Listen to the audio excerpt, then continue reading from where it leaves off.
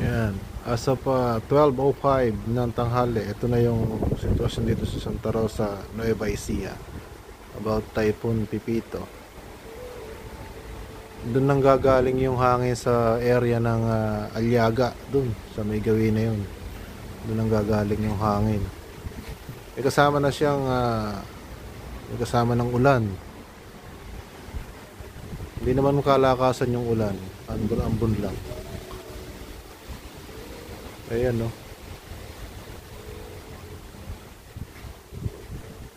So, payapa pa naman ang sitwasyon.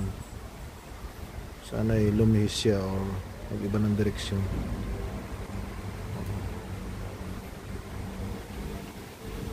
Ay, hangin-hangin na rin.